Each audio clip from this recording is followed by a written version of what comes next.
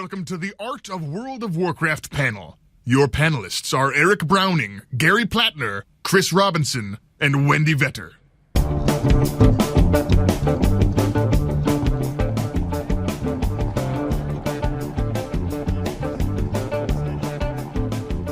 What's up, BlizzCon? I can already see the look in your eyes. No, I am not Chris Metzen. Thank you. For the record, I grew my beard first, and Chris Metzen looks like me. I also didn't forget my lines. I brought them with me.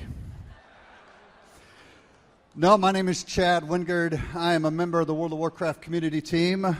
Some of you know me as Crypto,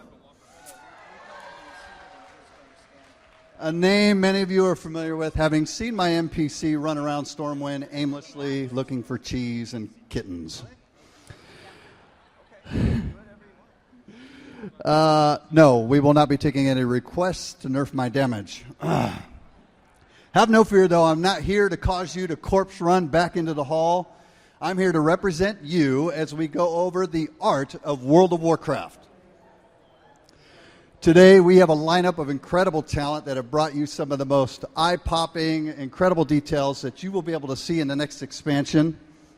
What you are about to see here, you cannot see anywhere else. It will blow your mind, and all of it will be available on Warlords of Draenor. If you're so inclined, by the way, you can see some of the latest developments over at the World of Warcraft demo area, which is in Hall B. We have gone to great lengths to gather up your questions about animation, dungeon, environment, and prop design. As an added bonus, though, we're going to address one of the hottest, most popular questions we've gotten for a very long time. Where are the new character models? So let's get this started. Please welcome to the stage Senior Art Director Chris Robinson, Lead Animator Steve Aguilar, Lead Environment Artist Gary Plattner, Lead Dungeon Artist Wendy Vetter, and Lead Prop Artist Eric Browning.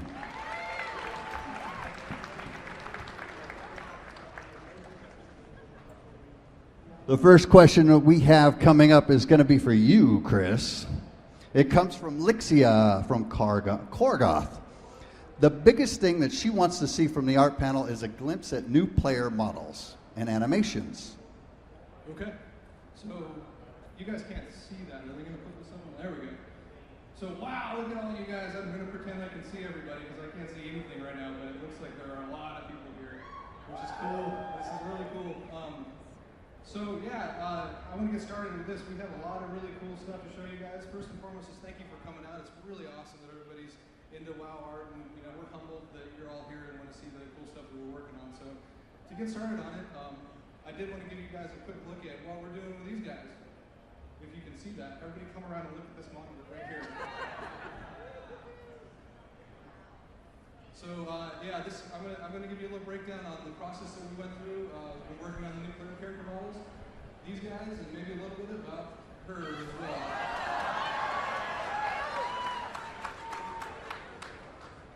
All right, so to get started, I want to talk a little bit about core philosophies that we used when we were redesigning the characters. I want to stress this is not really, and I just used the word redesign, but I'm going to take that back because it really is just kind of like a refresh of the characters. We didn't sit down and really want to go like, let's change everything and make sure that nobody knows what they're looking at anymore. We wanted to make sure that what you guys felt like were the iconic features of your characters we maintained, and we just made it look a lot better. We needed to refine things where necessary. So one of the coolest parts of this whole process is us sitting down in a room and just kind of looking at our current player models and trying to figure out like what we're looking at. So to be honest, a lot of the current stuff in game, like our dwarf male here, it's sort of hard to tell like what's going on with his hairstyle. Some of the facial features are just really hard to read. I'm sure this isn't new information to you, but it was one of the things that really took us a long time to go like, if we change this, are people going to be bummed or are they going to be stoked? And hopefully make the decision that is going to make you guys stoked in the end. And then ultimately, unify the rendering. So it's really important to us as a team that when you log on and you see your player standing next to another player in Ogremar or Stormwind or wherever, that you feel like there was one person who modeled, textured, and animated that character. So we went to great lengths to just make sure that everything looked consistent all the way through. Whether it was, a team of 4 character artists that were working on these guys at any one time, and they went back and forth with everybody. This wasn't just one person working in a room. This was, all the character artists, was myself, everybody just kind of pitching in to make sure that they look killer and awesome. And a whole team of animation just to make them move and do really cool stuff. So, next question. All right, next question comes from ACL of Proudmoore. And this person has a 2-part question. Of course, the first one is going to be for you, Chris. Could you share with us some more detail about the actual process of revamping characters? And did you run into any specific hurdles while you were creating them? Yeah, so several thousand hurdles, and all good. And yeah, let's talk a little bit about that. So I mentioned previously these meetings that we'd have about, like, what are we looking at? And I think this is a prime example of that. It's obviously the Scourge male. And, we all know, obviously, like, that's his spine sticking out of his back, and he's got bone protrusions on his shoulder. But really, when you look at it, the spine's just kind of this weird, like, slug-type shape, and the shoulders are kind of weird, and he's got some facial features that you can't really tell what are going on. So here's what we did with the Scourge male, and here's the updated model.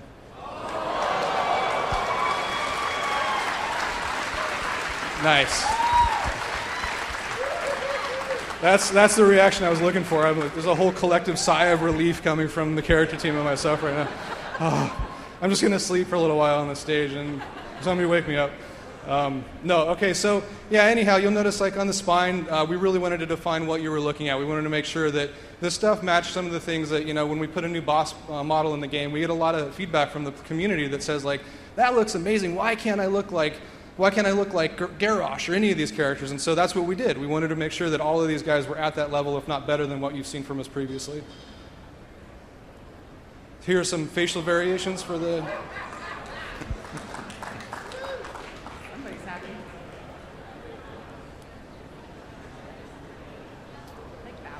Okay, so yeah, let's that question, and I definitely wanted to talk a little bit about our process. So this is a breakdown of sort of our process, and to give you guys an idea of, like, how we went about doing this. You see on the top right, that's obviously the current in-game gnome male, and to his left is his wireframe and gray model. There's a lot of technical information here, but really the thing to pay attention to is sort of the above and below, and that'll give you an idea of, like, when we were doing the revamp, how much detail we actually put into these new models. To talk a little bit about the process, what we'll do is we'll sit down and, like I said, we'll look at the old existing model, or the current existing model, and we'll talk about what things we want to maintain and what things we want to exaggerate, and then we'll do a concept like the one you see here to really pick out some of the facial features and other things that we think are important.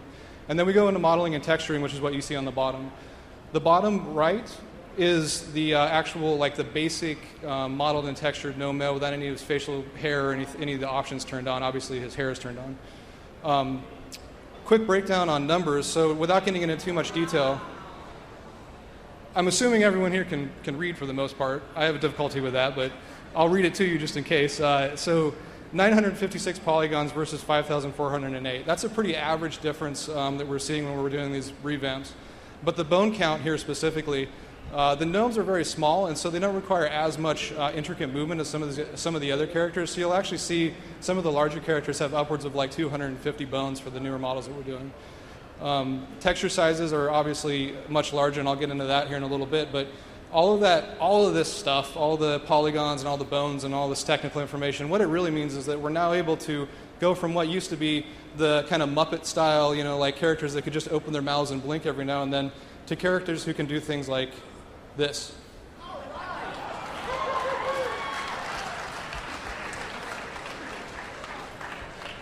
So obviously this has a lot of game implications we're really excited about, whether it's a quest giver that's really adamant about you going and doing something for them, or scared of someone coming to slaughter them. But there's a lot of other applications that are really cool, like what's the community going to do with this when they start making in-game films, machinima and things like that. We're just super stoked to see what people do with this new technology and how they use it. So breakdown of the texture size stuff. What you see here is obviously the in-game dwarf male. So his body texture size, that's what you're seeing in-game right now. His entire body and head is a 512 by 512, and his head texture actually shares that bottom right-hand corner. And it's mirrored, so everything you see on the face currently has to be symmetrical. that hair texture is actually the hair that we use for every single hair that you see in the game has to come off of that one texture. His hand's kind of covering it here, but on the right-hand side, you'd see the braid that he has on his beard. But we really have to figure out a way to make that work for everything. Our new dwarf male is this guy. So you'll see, like, I actually broke this out into 2 sections here, which drives our lead technical artist crazy. But in reality, what it is and what you're seeing is the face texture and the body texture are on one huge sheet. And we broke the face texture apart like that so that we could specifically do non-symmetrical facial features. So we can do scars and the things that you saw with the Pandaren model. That's kind of what we're trying to pull off now. The Pandaren model was really what we set out as kind of like a goal. When we did that, it was a test to see how far we could push our engine before we broke it. So after the programmers came and screamed at us a few times, we came to an agreement and set that as the bar, and that's what we've been trying to match ever since. The hair texture is obviously twice the size now, and it's what you see there that we are creating all the new hairs with. Here's a beauty shot of the dwarf male along with one of the facial poses we're able to do. All right, let's talk dwarf female. We're just in process with her, but we wanted to give you guys as much as we possibly could. So these are just some renders of what we call her T-pose. This is how it comes out of modeling before it goes into animation. And there's a close-up on her face. Here's what we've done with the orc male. You've seen a little bit of this already, but here's a little bit of a closer shot. And Steve is actually going to show some really cool animation stuff so you can see this guy moving around a little bit more and more expression. I wanted to focus on the face a little bit. This is our current in-game gnome female, obviously. She's trying to smile here. I don't know if you can tell. I couldn't. I really didn't know what was going on, but somebody told me she's smiling. So when we created the new one, we used that expression, and this is what we came up with.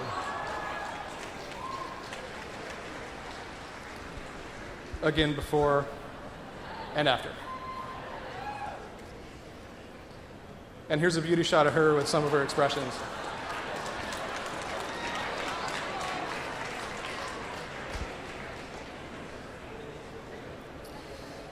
And lastly, this guy. Oh, so there's no interest in, okay, I'll just go back to nobody else. Here's where we're at. We just got this guy done. He's hot off the presses, but here's where we're at with the Tauren now. Thank you guys so much. Steve's going to talk a little bit about animation. All right, the second half of ACL's question is going to be a great one for Steve. Essentially, what's being asked on the next slide, which is missing. Okay, here's the question. Were there hurdles that you encountered that related more towards any underlying principles with design, or were they technical in nature? Also, what aspects of new character models turned out to be the easiest to address? So one of the technical challenges that we faced was the facial hair. We weren't sure if we were going to have enough bones to animate the individual pieces of the hair. So a technical artist came up with a solution for us at the time. So the checkered geometry that you're seeing represents the beard, the mustache, and the sideburns. So it's going to follow the character's body movements, and this helps for the hair to retain its shape and volume. This will also help to prevent it from displaying any odd behavior. We should have used this for the new player character redo. Oh, that'd be perfect. What? Oh, we could do that. In the end, we were able to get enough bones to animate the facial hair.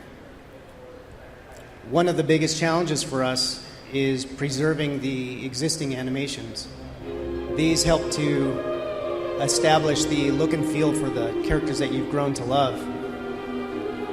So here you see the current model, and here's your updated dwarf. You can see he's got a lot more detail, a lot more character to his face, and he's just been brought up to the same level of quality as our panda models. Here's an example of preserving his animation.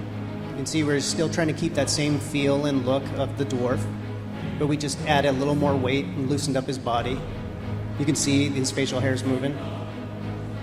The current model wasn't really handling dynamic poses all that well, so you can see the updated model with the additional geometry is able to handle that. Some animations were just not coming across very well, so the animators wanted to punch up their personality. some animations just by adding expression and animating the hair just really helped to make it pop out a lot more. And if you choose to customize without a mustache, you can see all the hard work the animators put into the face.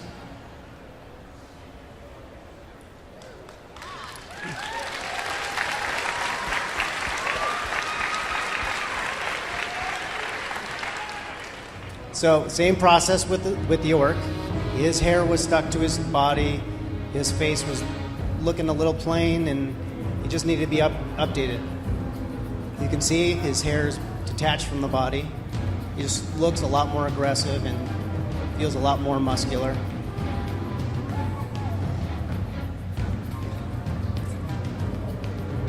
We got rid of a lot of the pops and hitches that were present in his animations. With the walk, we really wanted to increase his weight a little bit more, just make him feel heavier.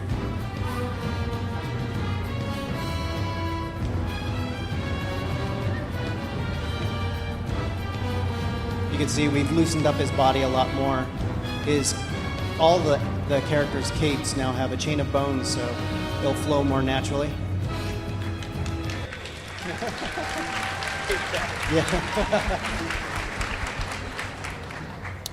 And same with his emotes. He went through the same touch-up process, just trying to still preserve the existing animation, just punching it up a lot more. Animations that didn't have a whole lot of movement now have more fluid motion.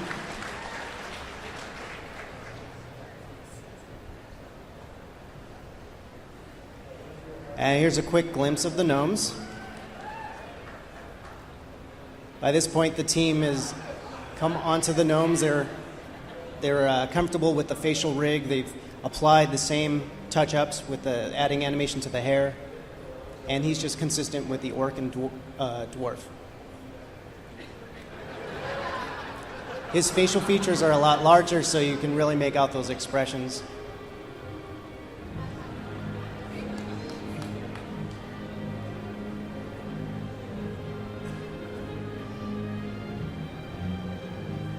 And something is, just by adding a facial expression to the dance, just helped make it pop out a lot more. It makes it pop out a lot. Oh, yeah, a lot more. Poor choice of words. The animators had a lot of fun with the gnome female. You can see her hair also has movement now. She's got a lot more character to her face. You can really see the emotion coming out of the animations now. If you look closely, her cheeks are moving. You can see all these different shapes that have been posed in her emotes. And her dance looks more like she's twerking now, so it's good. It's nice.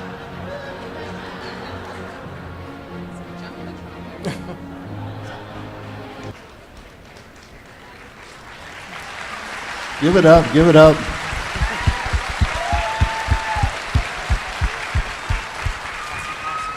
Actually really excited to see what they can do with the machinima now. Next up is a really long question, and this one's going to be for you, Gary. As we can see on the screen, Mahanar from Ice Crown has basically asked Manhair? When a new zone is about to be created, where does it all begin? Are you taking cues from overhead maps, concept art, or are there other values that need to be considered before a zone can be developed? Well, that's a really good question, Chad, and I'm really glad we got an environment question. But I just want to take a second and thank you, Chad, for coming and being our mentor for us. We asked Chad last minute, and he's from the community team, and I thought he'd be great, and you're doing great. So thank you very much, Chad. I'm so nervous. Awesome. All right, so let's get going. So that's pretty hard to follow up the character team. So as you know, the environment team is responsible for all of the exterior environments of the world. And it's really exciting to talk about what it takes to make an entire zone just from scratch.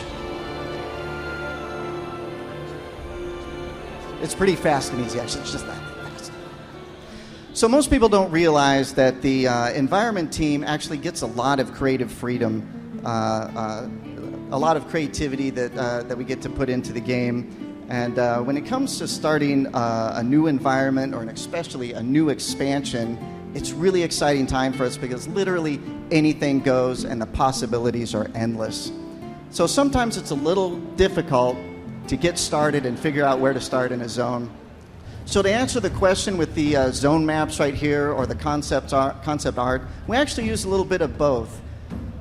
Our concept art, or our zone maps rather, they'll tell us like how big a zone is, how big the playable spaces are, and basically what's happening in the zone.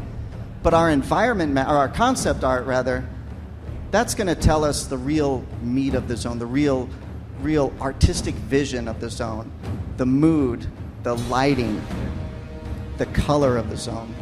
And it's also important to remember that our concept art is made by artists, and our zone maps, well, they're made by designers.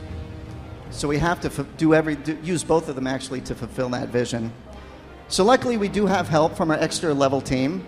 These guys take all of our props and all of our textures and trees and everything and help us put it together in the zone with WoW Edit that you see here. So they're really all helping us to fulfill that vision from the concept art.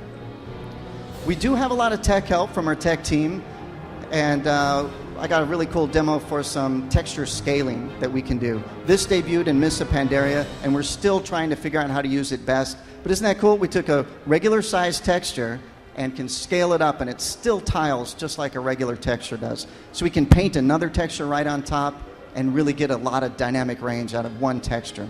Another really cool thing is height-based texturing. So you see I can paint snow right onto the cracks of another texture. So we're basically taking a tile set and putting another texture in there that can tell us the height, and you know, the dark parts there can tell you where the low bits of the texture are. It's a really cool process. This also kind of debuted in Mists of Pandaria, but it basically allows the texture artist to paint like a rock texture right onto the snow, and depending on the pressure you're putting, how much that texture is going to come through. So you can see you push harder, more of that texture. I could even take some lava and paint right in between the cracks of another texture. This was literally impossible just a few years ago. Another really cool feature, what you're seeing here, is vertex shading. What that is just lets us like paint light and color right onto the texture, beyond what the texture can do. It really adds a whole nother dynamic range to our environments. You're going to see here these textures without any vertex shading on. They look really good, but in a second you're going to see it with vertex shading. There you go. Adds a whole nother dynamic range to our textures. You won't even notice some of that's even happening. Thanks. Very nice. That was Matt Sanders right there. He's working on his own. It's right there. He might be. Another really cool feature I like, which usually comes about the end of creating a zone, is our lighting. So here you see the regular lighting for Frostfire, and there's completely different lighting. That's not just the skybox changing, that's the direct light, the fog, the ambient light is all changing. And look at how much it changes the mood. We can make it feel hot, we can make it feel scary. It adds a whole nother element to just fulfilling that vision from the concept piece that we got. So that's a really fast rundown of all of the tech and the work that we go into making all of our zones. Here's a shot of, what is this, Terracar. Nice callback to, or I'm sorry, that's Talador. Looks like Terracar. Callback to Terracar. So really a lot goes into making our zones and fulfilling that vision. I should mention too that some of the stuff you're seeing may change because we're actively working on this stuff right now. I literally captured most of this footage about 2 weeks ago. So we're still working on this stuff. We do a lot of iteration. We'll build an entire zone, and if it just doesn't feel right, even if it follows our concept, we're going to do it again. We'll just it's called iteration, and we'll redo it. This is Gorground right here. So a lot of this stuff is still in the works. So hopefully by the time you play it, you may notice a few changes, may notice a few upgrades. This is Shadow Moon. Really proud of a lot of these zones. So a lot of effort went into it. A lot of people behind this. So when you see one picture like this, it's over a dozen people, dozen artists that have touched this one scene.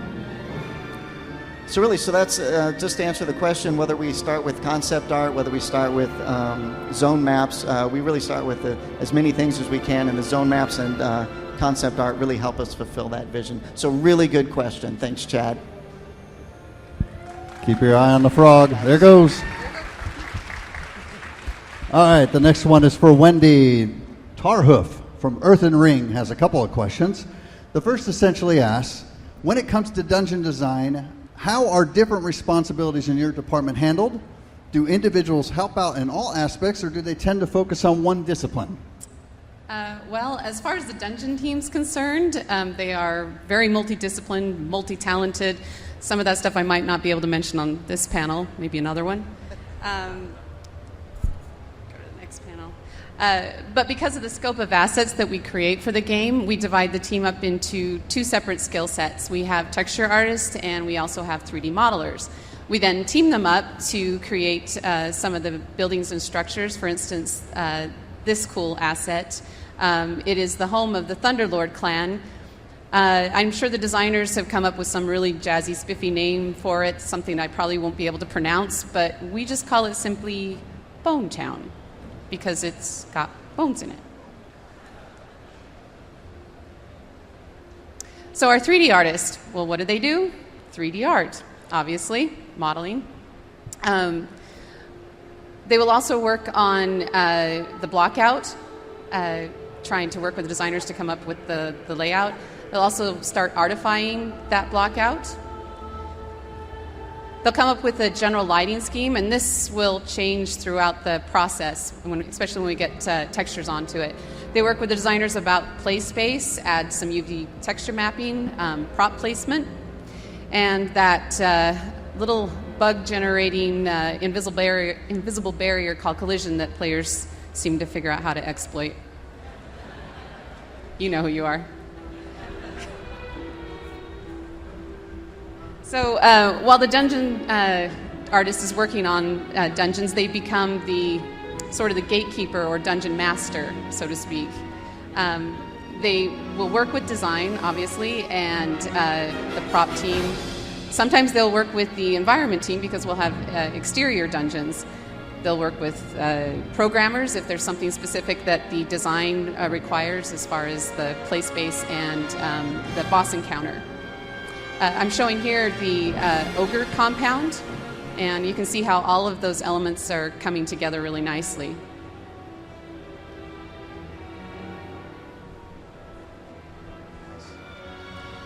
Basically, for dungeon artists, their kind of duty is to develop the flow and the functionality, or what maybe the new and shiny Metza might call the vibe.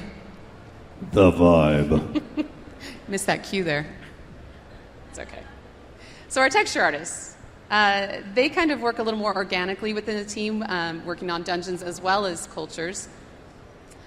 Some of their responsibilities include, but not limited to, coming up with concepts. They'll figure out what material choices. They'll do paint-overs on the models, base textures, unique textures, and they will also do UV mapping, their favorite.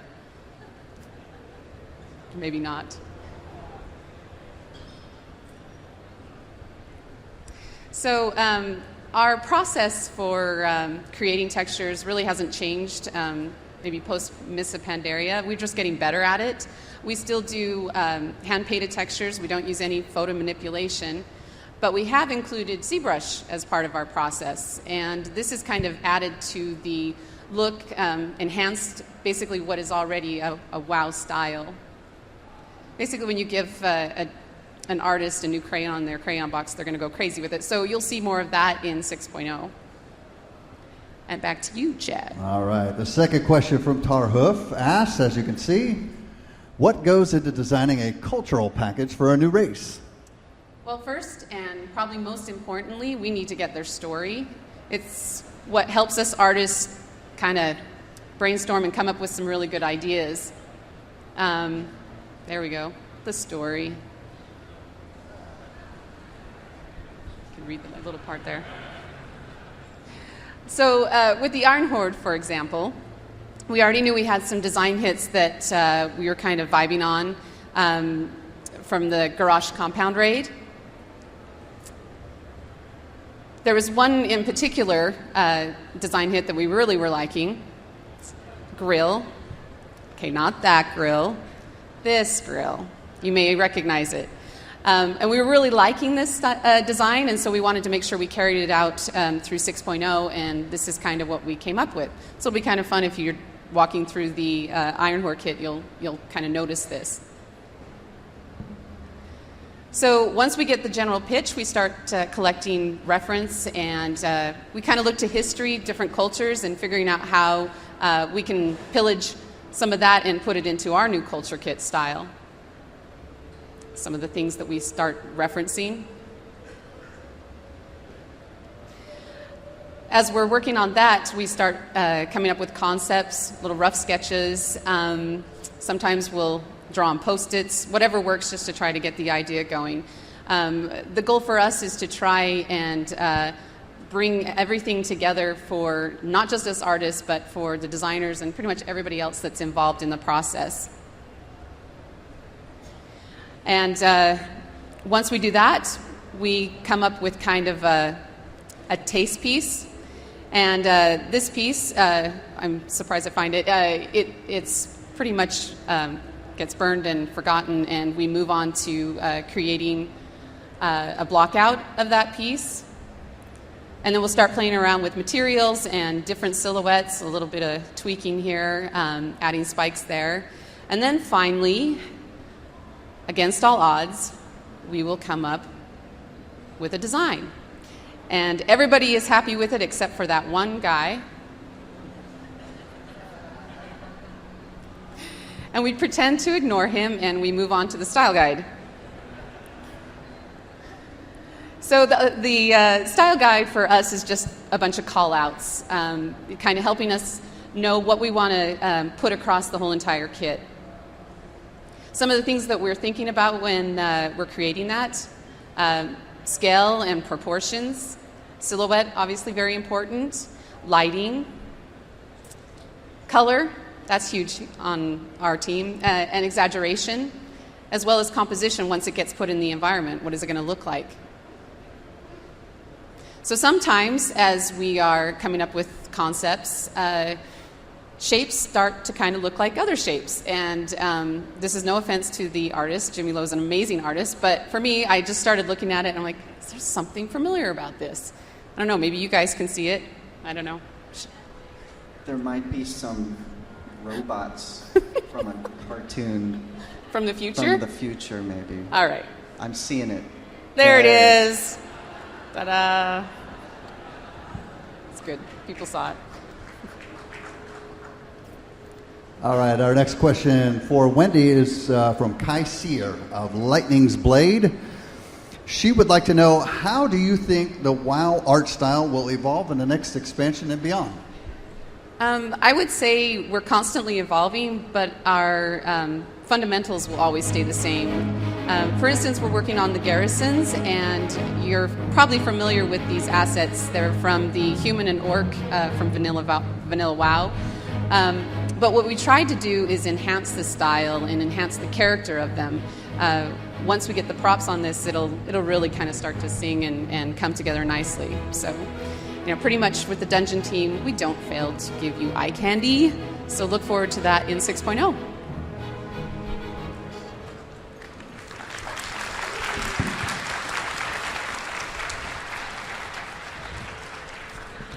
All right, so far we've gone through character, animation, environment, and dungeon design. And now let's take a moment to center ourselves. Let's find our zen and contemplate the wise and philosophical question from this young player of Kirin Tor. What is best in life, Eric? I'm sorry, can you repeat the question? Life, best is what? That's pretty subjective. I didn't really have time to prepare for this or think of an answer. But if I had to guess, I think we can all agree that what is best in life is tanks. Tanks are the best. Tanks are the best because you can put a tank with anything and that thing will be better. If you think of a movie with Whoopi Goldberg, if you add a tank to it, suddenly it's awesome. If you have a tank and add another tank to it, it's a doubly awesome tank. If your kid is having a birthday party, it's better with a tank. So with that very well thought out philosophy, the moment that we heard we were going to do this thing called the Iron Horde, we went right for, well, can we do like a machine army? And the answer is yes, we can, but we have to really be careful that we don't turn these guys into another race of goblin engineers. So we also made a style guide, and this is basically a set of rules. I'm not going to make you read all the crap on there, but you can see the ball in the corner with the pointy things on it is the Corcoran Looks like pointy thing ball from Siege of... Let's be honest here. None of us know the names of any of this stuff until we hear it on a forum or something. It's called the spiky ball, and spiky ball...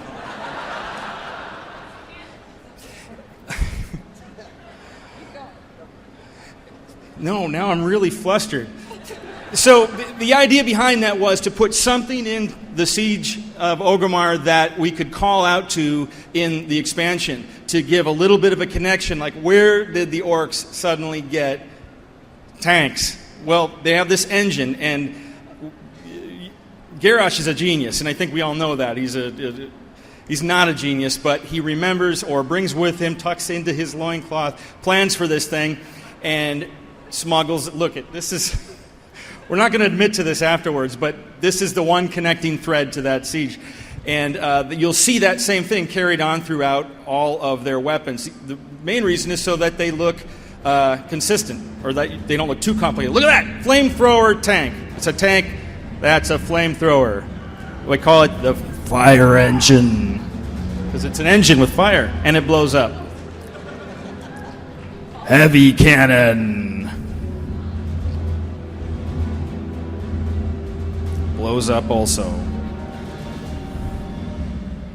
The tickler.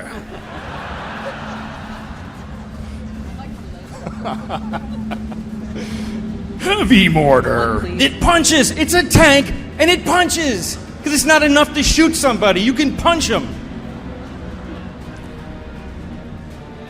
And they can punch back. A chariot. I just saw this in the game the other day, and it's really cool having, because it's not super huge, it's just big enough for you to deal with and get run over by pretty easily, but super awesome. Anyway. All right, next up is Catherine from Airy Peak would like to know, how do you decide how far to take a given faction or racial aesthetic? For example, in Mists of Pandaria, the Grummel have their own architecture but lack a unique racial mailbox to go with it. The Klaxi, however, do have a mailbox. How do you decide? Oh, look, apparently they do have a mailbox. Come on. It's a guy. There's all kinds of lore written about these guys that says they were messengers to the Mogu and then the Pandarans, and it's a really, really wordy way of saying, let's make the NPC be the mailbox. I totally knew that was there. I wrote about the Timeless Isle. So then how do you prioritize this stuff? Mailboxes? Well, or spiky things. So whether or not somebody gets them, so like the Iron Horde, that's these guys here, they probably won't get a mailbox because players aren't going to hang out for long around their stuff. They're going to go in and they're going to fight and fight a lot and get run over a lot. So they don't need a mailbox. But if a race is connected with a hub and players can spend the night there alive, they'll get a mailbox. We base this, how much work we put into these by how much we think we're going to put players there, or put players with them. We're often wrong, of course. I mean, we're never, ever wrong. Ogres, I'm going through a few kits, and I'm going to show you something really sad. So this is all fun, but then I'm going to show you a sad slide. So just, You ready? Ogres. There's meat, because they're ogres. And we've got the Draenei. And this was actually a lot of fun because we didn't really get to finish, I feel, with the Draenei the first time around. Now we get to go in and sort of describe their life, put less of the floaty crystals, more of, these guys are another race in Warcraft. They fight just like everybody else, and they have a day-to-day life. We're showing a lot of that in this, and that kit is much more fleshed out. Also, it helps to have, when you have a big bad wolf, you need a little piggy. And that's these guys.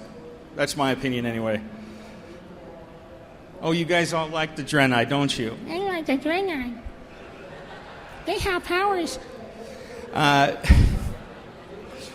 Orcs. The orc clans are cool. This is mostly basic orc stuff, and then we're going to do more things for the specific clans. I think the sad one is next, so children, look away. This is the kobold kit. Do you know how many of these creatures have died? I found out that between us, just in the Alliance starting zone, just there, Northshire Abbey, going down to Elwyn, over 1 billion with a B. That is genocide. It's huge. Oh, but we want the candles on their heads. Fuck you. We'll take your candle.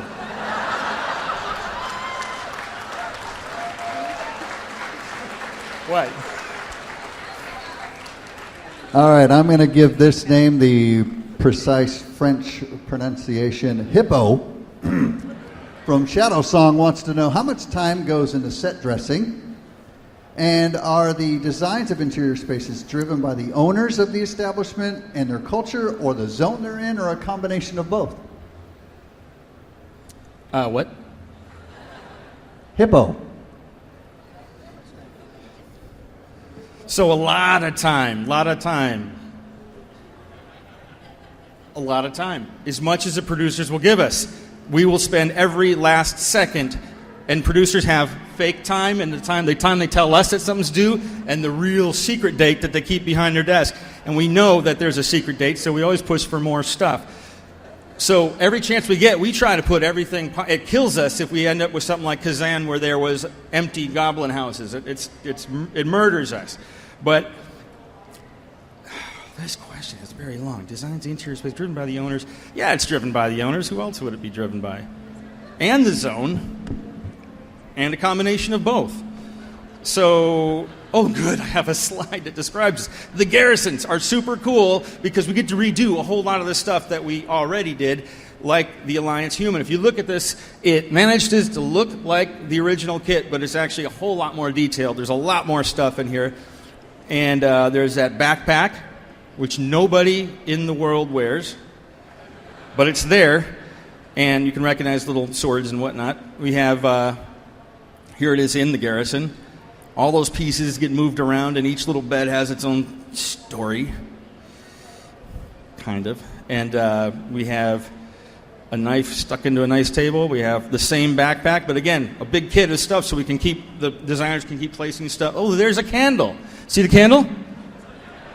At what cost? And the trade skills. I don't know about you guys, but the trade skills to me have always bugged me because there's never enough going on there. You walk up on this, and there's going to be a guy working here. When it rains, I'm going to commit to this. When it rains, he's going to go sit inside and drink or smoke. He's got his own keg there. And he's going to hang out and stay out of the rain. And we're hoping to get a little more of that kind of action with the NPCs so that they, at least in the trade skills, so that they can just feel a little more real, like they have a life, other than waiting for you to poke them. There it is in the garrison. Oh, so pretty. And, actually the slide that Wendy showed earlier, or the movie, was much better than what I'm showing because it showed more of the props. But this is the Ogre Citadel, the corner, where there's no props. And so we have to fill this out. And, of course, you're fighting a lot of ogres in here, and so we always have to keep the floors open. But our job is to figure out, well, how do you make the periphery look full enough so it feels like a lively place? This is This one is better than her movie because we have a better throne here than the one that was there. It's really nice. Anyway, so we make stuff like that, and that's my last slide.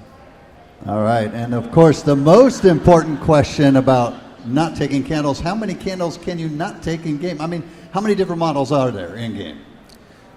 This question is even sadder now because out of all those billions, there's only 572 candles, and I counted them, and I got a look from Chris. It's a look that we never like getting, but I got the look and the little... I just know when I said I spent an hour. So you what? I just know how long it takes you to count, so I figure we're probably... My kids already know. But I get to 10, and then I get really flustered.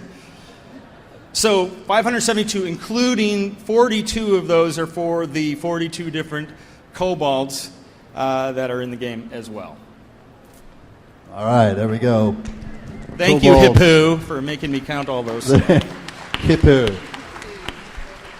I'm sorry if you get any harassing tells in game. All right, finally, one more question. This one's going to be for Steve. Haley from Wormrest Accord wants to know... Actually, she says, I'd actually like to know your process for when you do an animation for a spell. Okay. What I have here is... Oh, that works.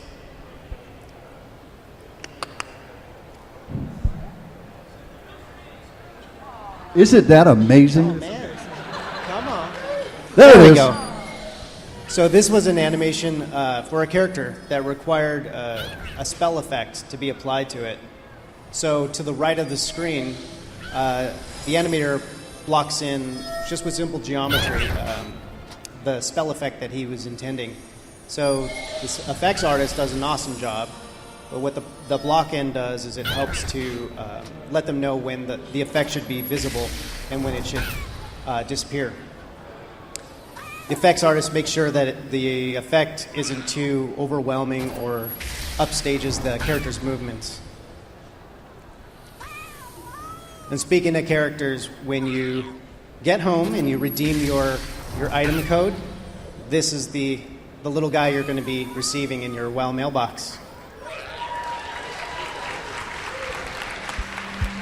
Everybody watching at home also gets that pet as well. All right, it looks like we've got about 6 minutes or so, so we could probably take a few questions from the audience. If you're brave enough, unlike me, jump on up here. We've got the microphone right there in the middle. And let's hear them. Hello. Hello. As soon as it turns on. Hello? She looks... Hello? There it is. Oh, there we go. So my question is, as an engineer, I really loved the new mounts that came out for us. Since this expansion seems to be really engineering driven, can we look forward at any new crafting mounts? Particularly anything that you might have had real fun designing from an artist standpoint? Are you in the Iron Horde? No. But we can steal their stuff. I'm sure we will. There's nothing that we kind of have to show or talk about right now, unfortunately. But yeah, I mean, that's a really awesome kit, and hopefully we can use more of it for sure. Okay. One more quick thing. When you do culture sets, how much of the placeholder stuff, not placeholder, but filler stuff, how much of that actually has to have story? Because I know, like, in the Blood Elf starting zone, there's, like, golden statues of people, and then there's lots of wiki pages with, well, this is what it's about. But, so how much of that do you have to actually fill out for story? What was the question for poker sets? I didn't hear the... So you might want to restate that again a little bit. Get in there. But you were talking about the Blood Elves and the prop kit for them? Yeah. I get the question. That was just like one of the questions we did have, which was, so the answer is a lot of times yes. And for every one of those cultures, like the Blood Elves, we actually have a historian, a team of them actually, that we have to go to because there's so much information on them that was written before. So yeah, and a lot of times they put in little Easter eggs in there, and definitely some of the older areas you'll see stories tied to them. Sometimes we write the stories and tuck them in there, actually. Thank you. Statues. Hi guys. When you create a male night elf these days and opt to give him a clean shave, he'll lose the eyebrows. Is there a way with the new character model we can keep our clean shave and keep our eyebrows? I believe we possess the technology. That doesn't that actually doesn't sound like a conscious decision that we made, maybe, but I'll keep that in mind. That's a good point. I'll look into it. Thanks. Hi there.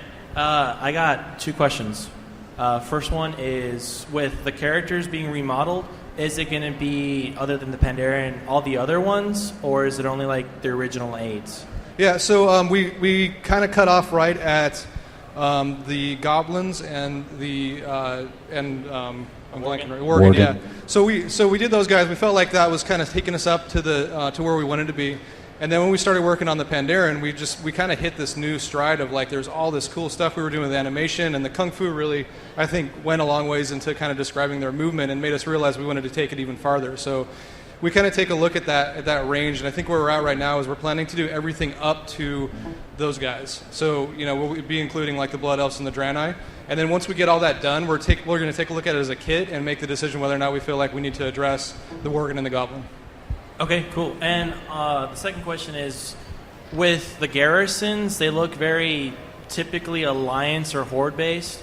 Are they going to, since they're specific for the player, are they going to be just Alliance and Horde based, or are they going to be like racially looking?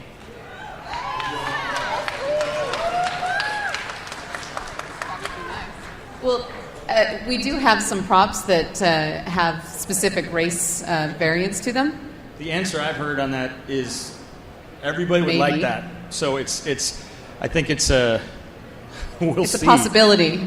It's a possibility. Wait, did you say now, racist garrisons or racial? You hear what you want to hear. He does. Hi, thank you. Can you show us or tell us a little bit about the redesign for the female troll, please? Oh, I wish I could. Yeah, we literally, I think we just saw the latest rev of that on Wednesday. So unfortunately, I don't have it here. But what I wanted to do, I really wanted to come with the whole thing, right, and just kind of build it up and get everybody excited about everyone. But we don't have them right now. We're kind of right in the middle of it. So we wanted to come and show you as much as possible. And at this point, we're planning on probably doing some website releases or other things just to kind of, as we go along, show you guys our progress and kind of keep you updated on what we're doing with all of that. So I would just come to our website and just keep checking back, and we'll put some messaging out there. We'll get Chad on it, put some messaging out there about when we're going to be done on that stuff. It's all you now, man. It's all on you. I'll see what I can do. Thank you. My question regards some models, when they have hair or ears, they'll poke through, and it makes it look really tacky and gross. With the new bones in hair and that sort of thing, is there going to be less of that or none of that at all? So when you're wearing a helmet, they'll poke through awkwardly? Is that kind of what you're talking about? Or in the case of my Draenei Paladin, through the shield. Through the shoulder? Through the shield. Oh, the shield? Like when it's in back. Yeah, a certain amount of that is kind of inevitable. We try to cut it off where we can, and we have to make that choice. Is it egregious enough that we're going to take the ears off, and can you notice if we take the ears off? There are a lot of armor sets and helmets where if we cut them off, you can tell. So we opt to leave them on just for the believability. But I think we can probably move a little bit more of that stuff with the animation, but I don't think it's going to really give us what we need to make sure that case never happens. Okay, thank you. We did find some of it, while touching up the animations, there were a lot of clipping with the ears and the hair.